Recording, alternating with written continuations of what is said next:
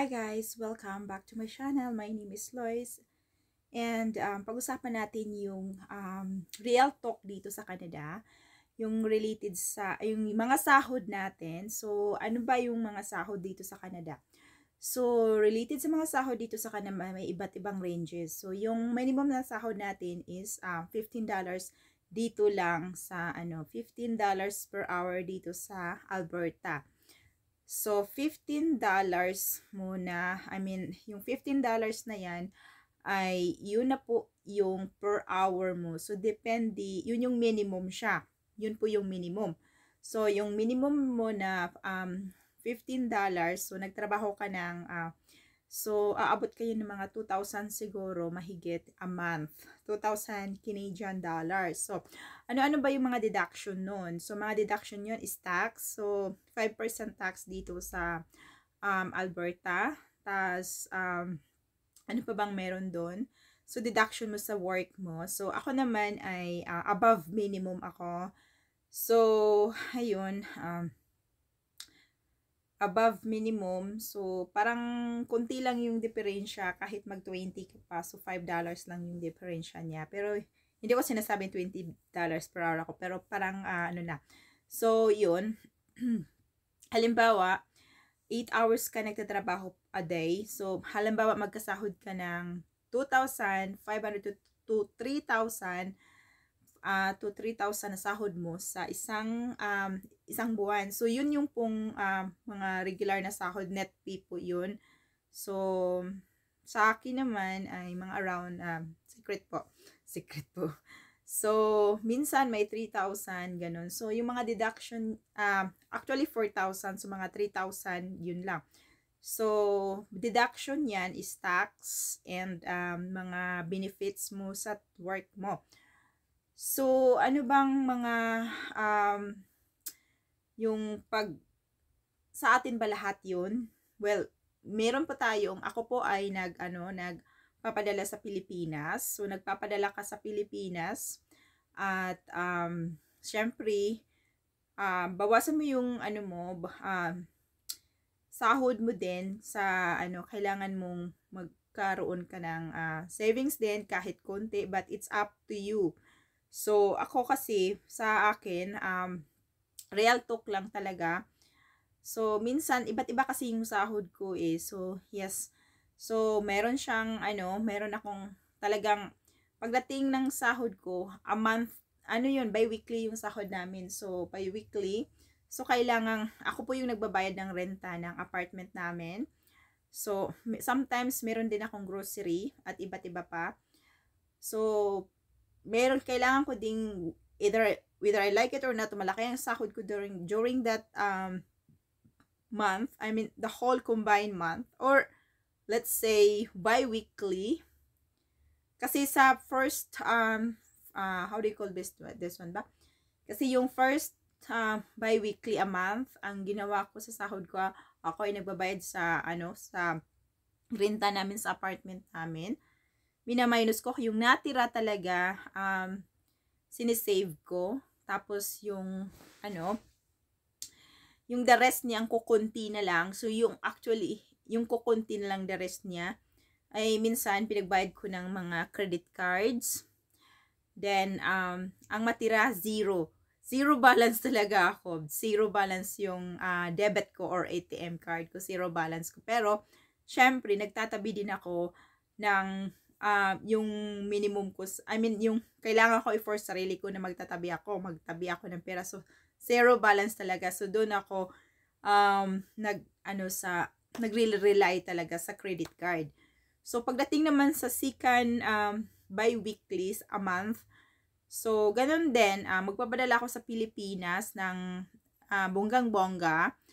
At meron tayong credit card kasi dyan ako nagre-rely sa mga credit card ko. Kasi binabayaran ko siya. If possible, depende kung gaano nakarami. As possible, talagang inano ko talaga siya, anong tawag nito? Anong tawag, yung matira na lang ay wala nang matira halos.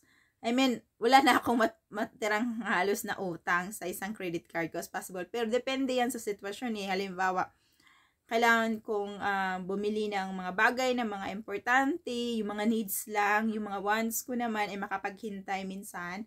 So, yan. Minsan din may mga wants tayo na hindi na makapaghintay, 'di ba? So, diyan 'yun mapupull out, yung credit card ko, diyan 'yun siya talaga mag-boast. So, kung needs lang, minsan kasi tinitipid ko yung sarili ko. Kung sa needs lang, yes, makaya-kaya ko naman hanggang mare. So, ngayon, ayun na nga, yung, the rest talaga nung savings, ano ba yung yung, natin sa, sahod, pinupursige ko lang talaga yung sarili ko na mag-ipon. So, iniipon ko yung iba. So, hindi naman tayo marunong mag-invest. So, iniipon ko. So, iniipon ko talaga. Talagang kailangan ko mag-ipon para sa retirement. Meron din tayong pang-retirement na kinakaltas every month. Ako, maganda para sa akin kasi gusto kong mag-ipon ng salapi. Kaya, ayun.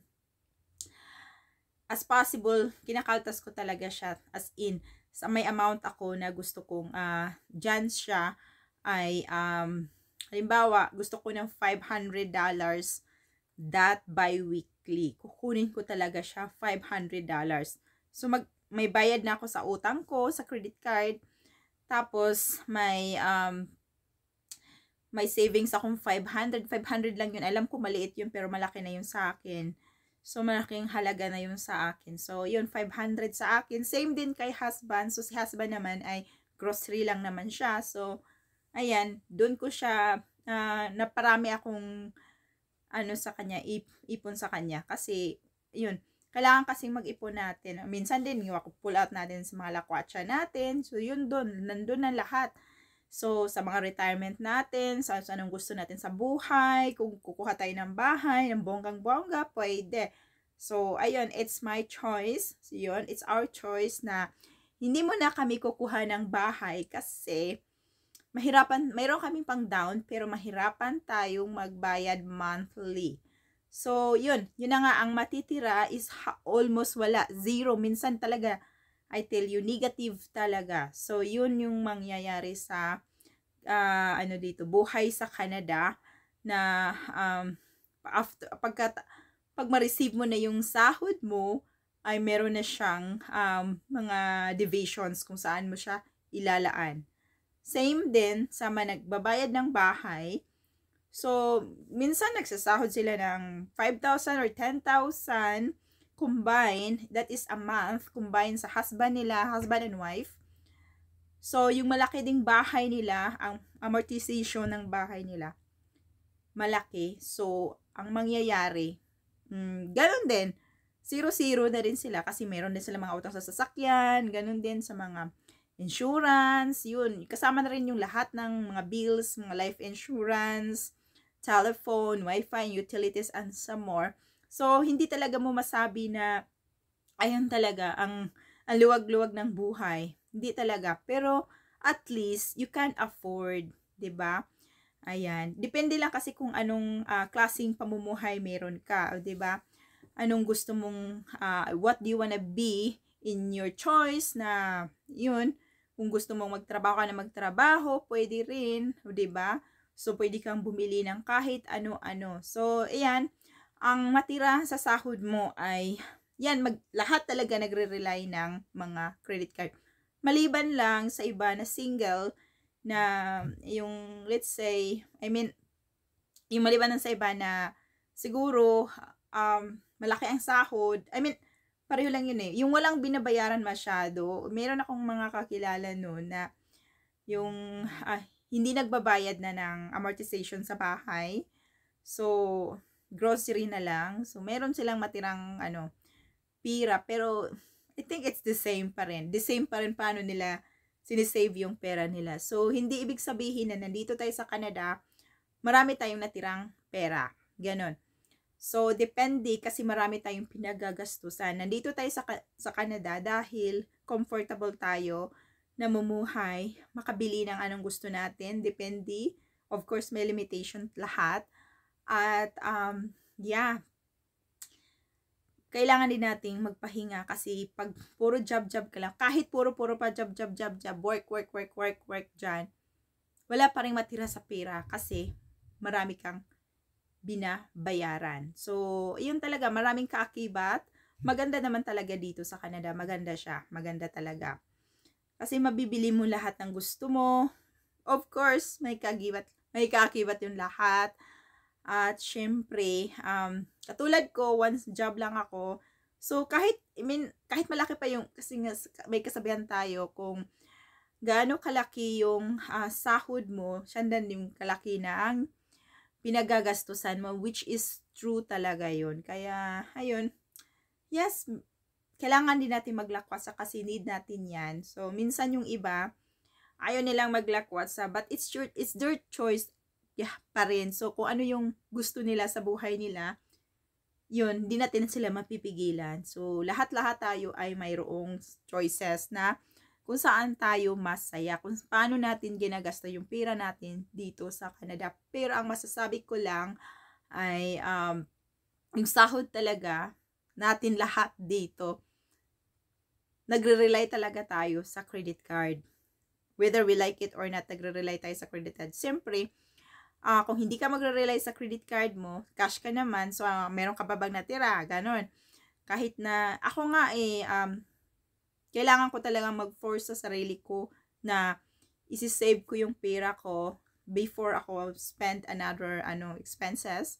So, kung may matira, okay. Pag wala, edi wala talaga. Minsan negative pa.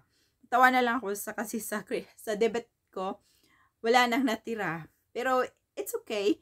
Kasi sa, sa savings ko, hindi ko na siya talaga tinuturing, as in wala siya. Wala.